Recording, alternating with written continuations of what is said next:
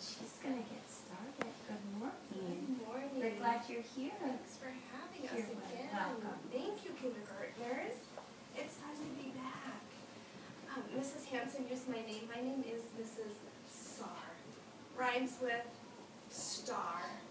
And I like that part because it makes me feel like maybe I could be a super star. God bless you. Oh, I could see that one coming all the way from your toes. Are you okay? Okay.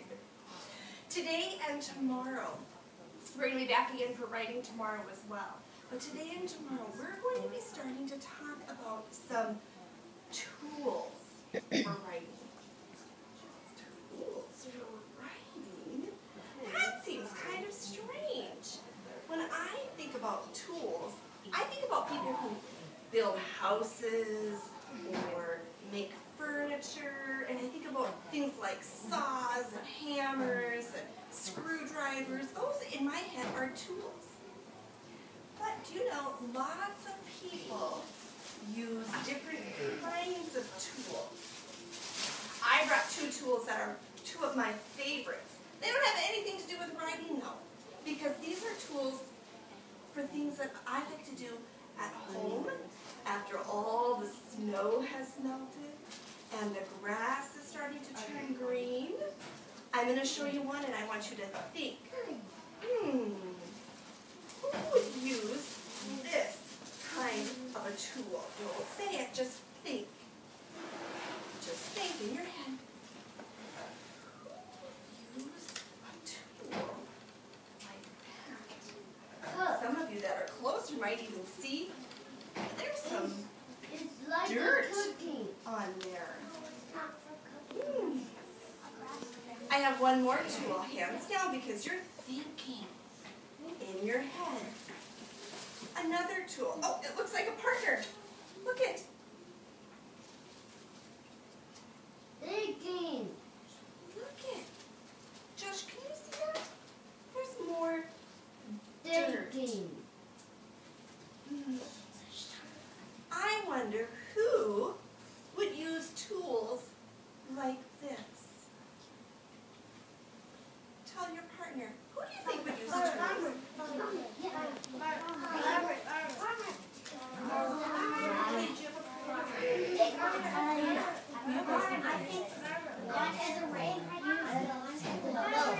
Eyes on me. 1, 2, 3. I heard a lot of kids say farmers would maybe use tools like this. Well, what I know about farmers is they use tools that are very similar, but usually farmers' tools are much longer. These are just shorter versions of farmers' tools. And remember, I told you I like to use these tools in the summer, and I am not a farmer. But I love to garden, which is close to farming. I like to garden flowers, and I like to garden vegetables, and I like to do it all summer long. And so these are two of the tools that I use. Because if I had to get into that dirt with just my hands after this long, cold winter, it would be so hard to do. But with my trowel, I can scoop down into it so much easier. It makes my job as a gardener easier. And we're going to talk about tools for writing that makes the job for writers easier too. Now, you got us in the mood already by talking about farmers. I'm going to start a song, and if you know it, will you sing along? Old MacDonald had a farm, E-I-E-I-O. And on this farm he had a cow, E-I-E-I-O. With a moo-moo here and moo-moo there, here a moo, there a moo, everywhere a moo-moo. Old MacDonald had a farm, E-I-E-I-O. Let's sing it one more time. Old MacDonald had a farm, E-I-E-I-O. And on this farm he had a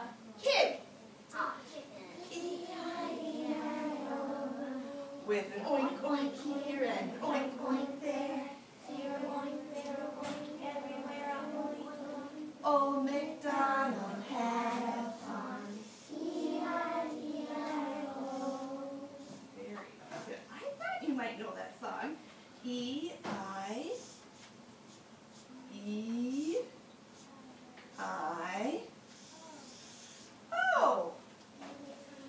It wasn't just a song about animals on a farm. It was also a song about letters. Did you know that? All these years that you've been singing Old MacDonald, you've been singing about letters and animals. But guess what? The letters in Old MacDonald, they're not just any old letters. These letters are called vowels. These are special letters in the alphabet. They're called vowels. Some of the vowels are repeated here. E, and another E over here. I, and another I over here. And O. Those are just 3 of the vowels in the alphabet. But there are really 5 vowels in the alphabet. There's more than E-I-O. Will, are you finding them over there on the wall? A is supposed to be there, Will says. I'm going to write the vowels here. A. What comes next when you take a look? They're the green cards with the stars above them. E. A. E. Then what? I. And then? O. And the last one is? U. Me? U. Me? U. It's the U. I'm going to stick this back there. So the alphabet has 5 vowels. My turn. A. Your turn. A. E. E. I. I. O. O. U. U. Listen. A. E. I. O. U. A-I-O-U. Again. A. E. I. O. U. Now let's go back to our song. Let's sing Old MacDonald Had a Farm, but instead of E-I-E-I-O, let's sing A-E-I-O-U. It'll fit in perfectly. Are you ready? Old MacDonald had a farm, A-E-I-O-U, and on that farm he had a sheep, A-E-I-O-U, with a ba-ba here and a ba-ba there, here a ba, there a ba, everywhere a ba-ba. Old MacDonald had a farm, A-E-I-O-U. It worked, didn't it? What's on your mind, Eden? Well, that doesn't sound right, because, like, Old MacDonald had a, like, Old MacDonald. Yeah. We totally changed the song, didn't we? Yeah. Yeah. But you were so flexible. Thanks for doing it with me. Yeah. I appreciate it. And then, Today, we're going to talk even more about these special letters. Do you remember what kind of letters they are? vowel. Yes, they are called vowels. And today, what we're really going to talk about is how vowels help spell the middles. Isn't that a funny word? Middles of words. All right, my turn. Vowels help spell. Your turn. Vowels help spell. My turn. Vowels help spell the middles. Your turn. Vowels help spell the middle. My turn. Vowels help spell the middles of words. Your turn. Vowels help So that's what we're going to focus on all day during writing today. And I have to tell you something. Vowels in the middles of words are the trickiest parts for writers. In fact, a lot of times writers, when they're just learning to write, leave out the middles. That's very common, and that's very much okay. And today we're going to start listening and figuring out how to hear and feel what those vowels sound like. So I've got a vowel chart started, and I'm going to have your help to finish it a little bit. We're going to start with A. What sound do you hear at the beginning of apple? Say it for me. We're going to put, oops, I better use red again. I'm going to put a picture right here of an Apple. Yeah. So we remember that A says A. A for apple. And this sign like this, A, is a reminder, can you sit back please? Thank you. Is a reminder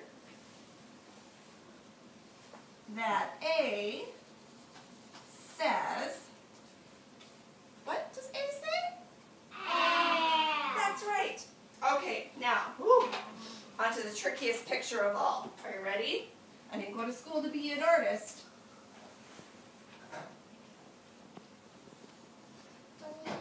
Ooh, it does look like a banana. Hang on. Oh, you guys are so good and so sweet.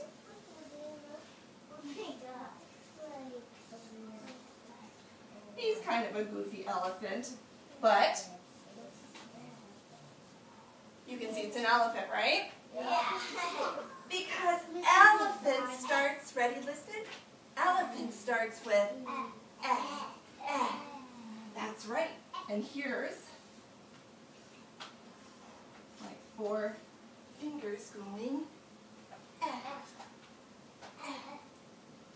A says, E says, and I'm going to use blue. Now, boy, you guys are so smart. You must be getting ready for 1st grade. Well, I'm getting ready for 1st grade. I can tell. Double ready. Because you knew right away that I is the beginning sound of igloo. And I says I. So this symbol is close to the A sound, but the difference, besides the color, is that it's skinnier. Because when you do it, you use your little tiny pinky. And your little tiny pinky is skinnier than your pointer finger. A, I. Tell me the sound. This one is and this one is. All right, let's move on. How about this one? Oh boy. Oh dear. You guys are so good. Oh, I don't know if I am. How many tentacles does an octopus have? 8. 8. Oh dear, he's kind of lopsided. He's got big tentacles over there and skinny ones over here. Funny. But he's a happy octopus. And octopus starts with ah. That's right. Octopus, yes, like a flat O. It goes ah. All right, last one. Oh, I know. I kind of got my octopus, sort of. Umbrella. You knew it. I use up and rain. What sound does umbrella start with? Oh. Yeah. Can you scoot back just a little bit? Yeah. Ryan come to the office for a moment, please? Yes. Thank you. Umbrella goes Okay, we're going to work through our vowels. I want you to listen to how they sound, and I want you to feel what it feels like in your mouth, because vowel sounds feel differently. So let's go slowly. Let's start with A, and A says, ah. What does it feel like in your mouth? Think about where your lips are. Think about where your tongue is. Say it again. Ah. Ah. When I say ah, my mouth is open pretty wide, and I can kind of feel my tongue close to my teeth. Feel it for yourself again. Ah. Did you feel it? Let's try elephant. Elephant goes ah. Ah.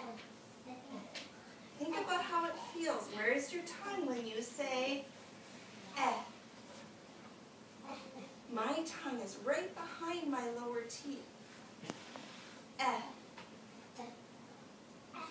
Let's try the I for igloo. Ready? Eh. Eh. This time I want you to listen. Listen to how close. I'm going to say it. I want you to listen. How close the E and the I sound. Ready? Listen. Eh. Eh. Those are probably the trickiest two to figure out. And that's okay. It'll come as you keep practicing, but they are so close together. Now this one is probably one of the easiest ones to hear and figure out. Oh. My mouth drops way open, and I always think of an opera singer when I say the sound oh, because I always think of them like and they sing their opera, right? And let's go to the last one. Oh. Umbrella. So here's a tip for writers.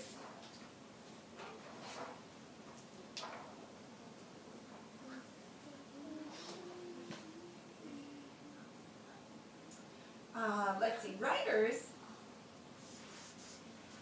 I got some funny markers. Use vowel charts.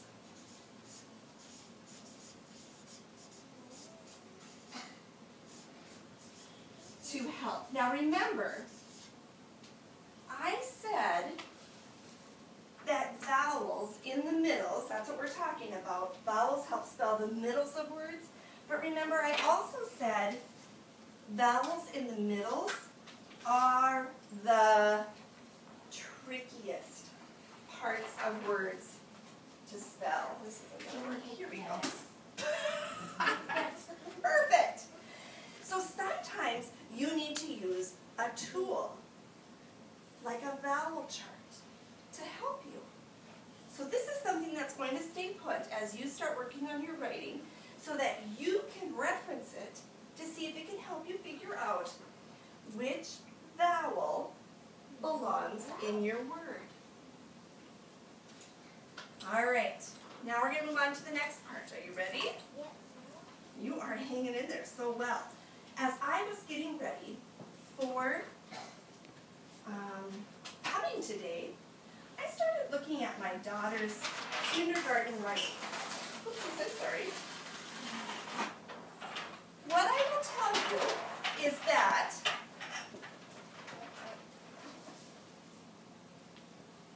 my daughter's an 8th grader now. Yeah, she's like almost a teen. Well, she is a teenager. She's almost thinking she's an adult. Ugh. She can be trouble. But it was so fun going back and looking through her writing from when she was in kindergarten, because I needed to refresh my memory about kindergarten writing. And I came across something that she had written, and it went like this.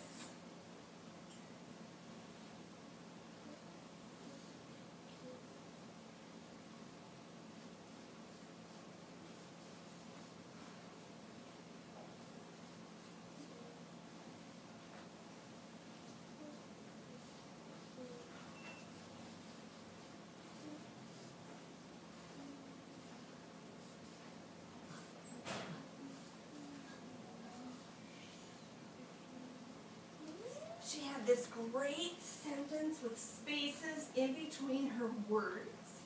She had 1, 2, 3, 4, 5 words in her sentence, and it was so awesome to look at. And I started thinking, wow, for a kindergartner to write 5 words, they're really getting ready for first grade. And I can remember when we were in here and you were writing more than 5 words and sentences and sentences. So I know you're getting ready for first grade too. To figure out. I knew the first word right away. I bet you do too. Yeah, right? Perfect. It was capital. It was all by itself. I knew right away. And I swam. Oh, swam? That's a word I know. It's like a water pool. I can try the next one. I swam. That doesn't sound right. Remember how we talked about how it feels in your mouth? That doesn't feel right to me. Try the next one.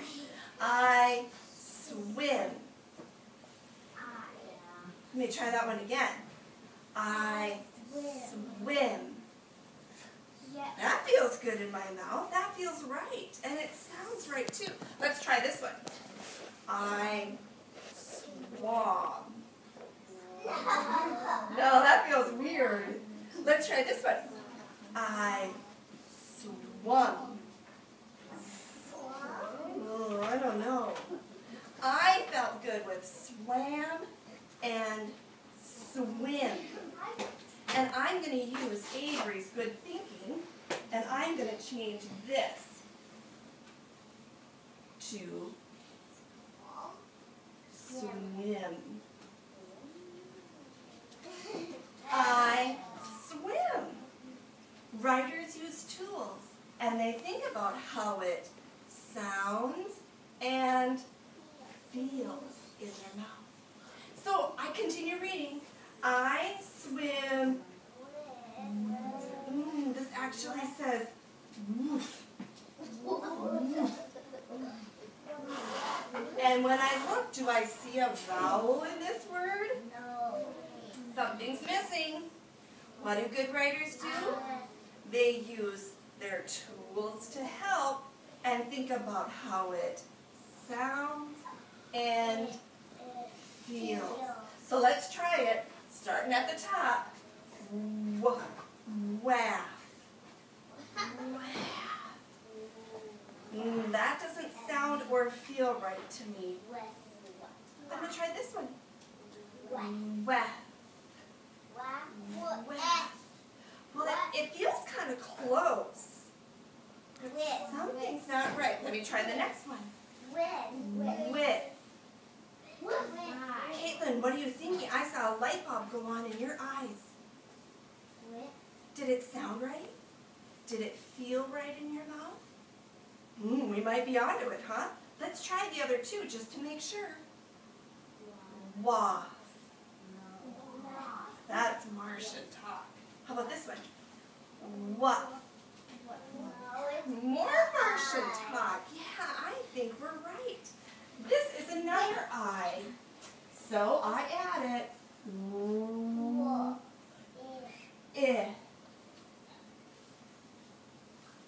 I. So I swim with my. This says brother. Brother. I know when I walked outside this morning, I thought, brr, it's cold. And this says brother. What's a brother? Are there any vowels in this word? No. Maybe we need to try our tool. Are you ready? Start with an A. Rather. Try the E. Rather. Yeah, it does sound like a different word, but not this word. Try this one. Brither. No. Brother. isn't it? Let's try this one. Brother. Do you hear it? So, when you're writing, you're going to write the one that sounds most like the way you say it, because you want it to feel right in your mouth. So most kindergartners would write this word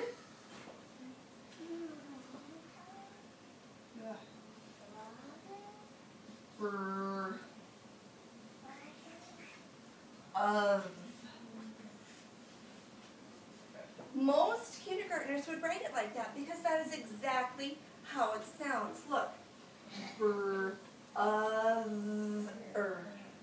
And as you get older, you're going to learn sometimes these vowels say some other sounds. And then you're going to write this word like this.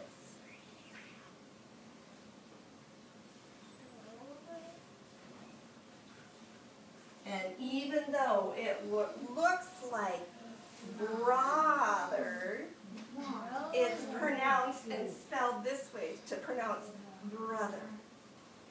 You're going to learn that vowels sometimes have different rules. All right. We have been talking about how vowels help spell the middles of words. I would like you to stand up facing your partner, pair up, hands in the air, when you're ready. Sorry. We have a triad there. With your partner, hands together, so I can see who's got a friend. Everybody does. All right. So, I'm going to say a word, and I want you and your partner to figure out which vowel is in the middle. You're not going to raise your hand to tell me. I'm going to listen to you talk to your partner. Okay? So you're only talking to your partner, and I'm going to listen in. Figure out the vowel in the middle of the word top.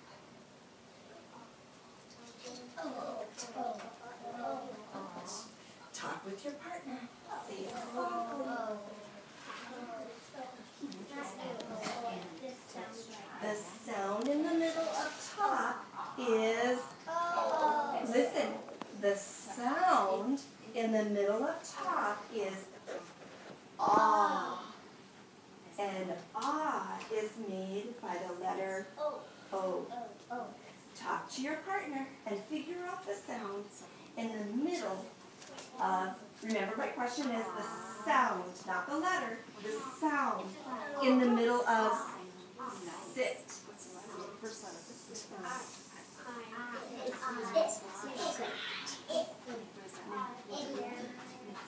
That's the sound.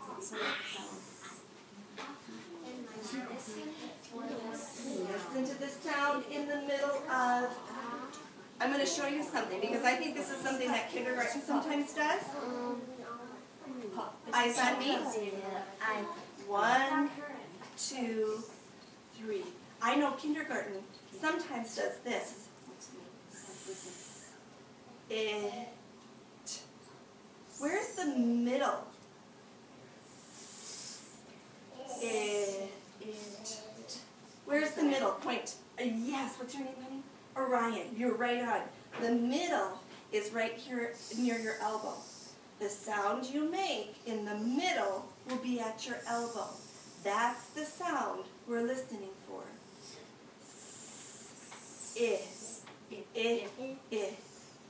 Igloo. I.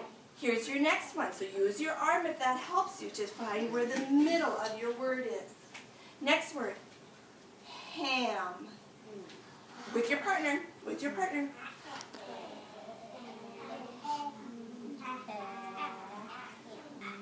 Healthy. What's the sound? What's the letter for the sound? A. Very good. I heard Cade talking to his partner, and he said "ah" when he got here, and then he figured out it was A. Let's try 2 more. Next one. pig. Find the middle sound. Healthy. Pig. Let me hear it. Pig, pig, pig, good.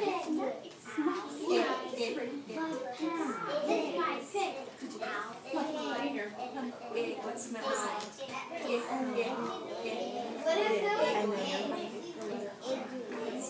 what's the letter? Pig.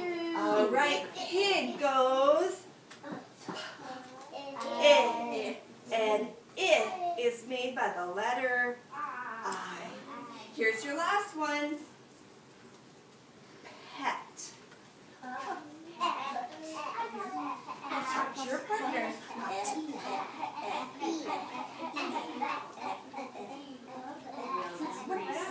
What letter makes that sound?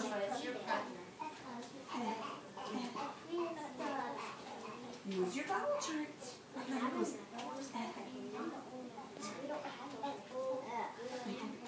Elephant shooting water. What letter? Now just critical letter. It's the name of the letter. Which one is the elephant shooting water? Can you find the elephant? Get to that one. What letter has next to it?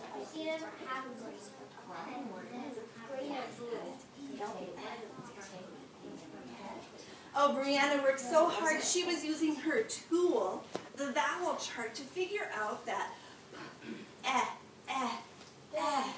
was the elephant shooting water, and so she knew it was an E.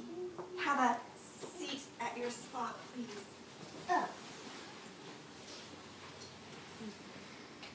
Today is going to be a little bit different probably than most of your writing time. You are now ready to go back and do your writing. You might be working on a piece of writing you've started. Maybe you're picking up a new book, or maybe you're picking up a new page. But whatever you're working on today, I want you to make sure that you're using your tool, the vowel chart, and that you remember you can use the vowel chart, and every word has a vowel. And the middles are the hardest to hear. Okay, as you're working, I'm going to come around and listen to what you've written so far, and I'm going to be looking to see if we can figure out those vowels in the middles. Mrs. Hanson, what's the best way to pick up materials? I will help. Okay. You are such great listeners, kindergartners. Do you know, I taught first grade for a lot of years, so I always used to watch kindergarten kids starting about April 1st to see if they were ready for first grade. And there is one thing I know for sure. These kindergartners are ready for first grade. Oh, so smart. Can I just remind you quickly, please, that because we have not been in school for a few days, if you need to first get your folder and take a look at what you're writing on, that would be just fine with Mrs. Sarr and with me. Can we draw? We're going to draw, yes. So if you need to look at your green folder first and think, that is a good way to start. Kane, O'Brien, Jamima, please. Mrs. Sarr. Thanks for letting me sit so close to you. And for letting delicious. Thank you for letting me read here today. So kindergarten writing today. Mm-hmm. Tell me what you felt went the best. What was the best part of the lesson today, do you think? For me, as the teacher, I felt the best part of the lesson was I really felt like everything I did came back to the teaching point. That, vowels in the middles of words, just really talking about having those vowels.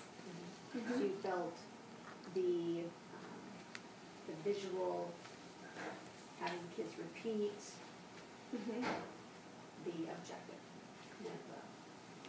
having them repeat it, but that we are able to keep going back to it as the lesson continued to progress. The vowel chart, how that vowel chart then will help with the learning target, how the tip of every word has a vowel. Can use the vowel chart to figure out that sound. The practicing, I guess I felt good that it all seemed to be very much connected to that target. How about in the gradual release? Where do you feel you were in gradual release? Very much at modeled,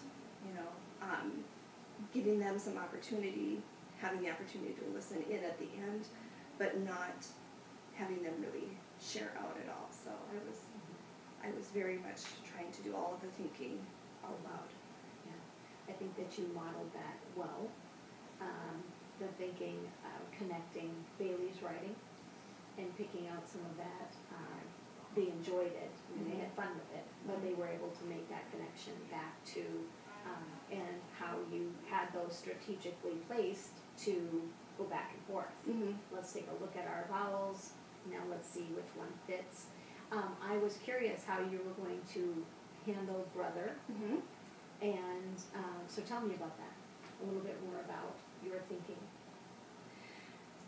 Well, just recognizing that kindergartners are in their very early stages of spelling, and just like first grade, which is where my passion has always been, talking about being able to stretch out words and write the sounds you hear. And understanding that kindergartners for brother probably are more often going to spell it with a U, because that is the sound that they hear, and that is appropriate. Just like we talked about, often early writers don't even include vowels, because those are hard sounds for them to hear. So honoring that it's okay, that you do write what you hear, but then also not leaving it spelled incorrectly, but talking about as you continue to learn, you're also going to learn. Because I think some kids probably recognize, that's not how you spell brother. Just the varying abilities, and so wanting to also honor the right way. And because it's not always the best to model incorrectly, but yet as they're learning, they're going to go through that stage. Some already have, others maybe are there. And so that was my thinking behind it. Tell me about the level of engagement. How did you feel the students' engagement was in the lessons? Overall, I felt that they were pretty well engaged, that they had opportunities to turn and talk. Standing up towards the end was very planned. I could tell that they'd been sitting for a while, were starting to get squirrely. And yet I wanted them to have more time to practice, so just being able to stand up, I think, was an opportunity to be a little bit wigglier at an appropriate time. Overall, again, not knowing the kids, or knowing what I know now, maybe there are some kids that I might have clued into a little bit sooner to try and pull back in, but I felt good about the engagement. At the end, when you had them stand, and you were listening in, you told them to listen for the sound that they heard. Tell me about that. As you were listening, what did you hear them say? More often, right from the beginning, they were saying the letters. Listen for the sound, and they would say I. So just again trying to help them understand the difference between the term letter and the term sound, and that they're connected, obviously, but just, is that what you mean? Yeah. And then you kind of changed the approach. Instead of continuing to give them words, you made a connection for them to something that they had practiced. Right. Yep. So how did you, was that planned? Or Well, in that moment did you think, how can I connect this to something that... It was something that in my planning I had thought about, but I really had not planned to use, because as I was planning for it, I felt like, no, it's just one more thing. I was just trying to keep it specific. But then in listening in to them, not really understanding terms, sounds versus letters, some kids struggling with giving the beginning sound of the word, just not even understanding where they were maybe listening for it. it just seemed appropriate, something that they could anchor their thinking back to. I know that Mrs. Hansen has used that, and so just based on what I was hearing, I thought maybe it was. And then ultimately, I was glad that I did, because then everybody had their arm out and they knew. So it felt good to be able to say you're listening for the sound here at the elbow. You know, that's the middle. And Right.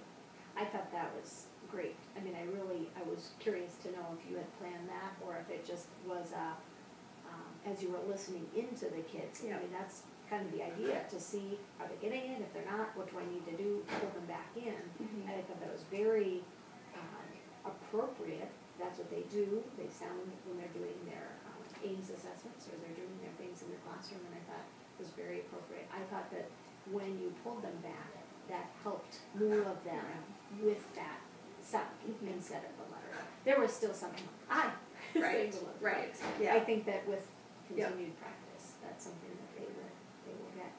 So then they went into the writing. So tell me about that. How did you feel? Do you feel like they were going back to words? Do you feel like, and kind of correcting, editing? Do you feel like they were starting new stories and using those strategies? Tell me what you heard when you were checking in. Actually, some of both. Some kids were working on a book, for instance, and they maybe had a page or two that had been done previously.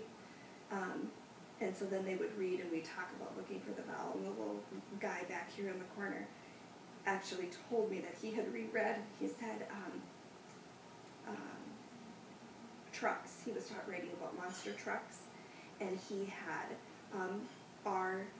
I think it was RKS, and so then he was telling me that he was reading it and he didn't have a vowel, and so he put in a U. You know, so that was it. Some kids were really ready for that. Others started brand new writing, but I was impressed that most of the kids in most all of their words really did have vowels, and then could talk with me about that. You know, when I would ask, have you checked to see if every word in your writing has a vowel? Some of them hadn't, but then would go through, and really what they discovered is that they really are using. They're really doing well with using the vowels. Some of the kids, you know, there was a little girl who was struggling with what to write, so we spent a lot of time there, but then it was cute because afterwards she came up, she said, I want to show you all my vowels, and, you know, had all of her vowels. Lots of them. So, but I mean, appropriate writing, and they all did have vowels, and so just making that connection. I am having difficulty with just what to pick out, you know, something to coach. Do you feel like, as far as, you know, next or different than, do you feel like there was anything in the lesson that you would change next time, that you would make adjustments that you would make based on what you saw today? Or do you feel like it went as well as you had expected it to go? I felt like it went better than I expected it to go. I was very pleased with how it went, and I was concerned about some of the student engagement, you know, like building the vowel chart, if that was going to get to be too long with the picture and the visual phonics symbol, and, you know, if it was too much. I was worried about that piece of it, but they seemed on track. Right in the heart of the lesson, I felt like I took too much time talking about tools because I just love gardening so darn much. And I thought, oh my gosh, wrap it up. It's not about these tools.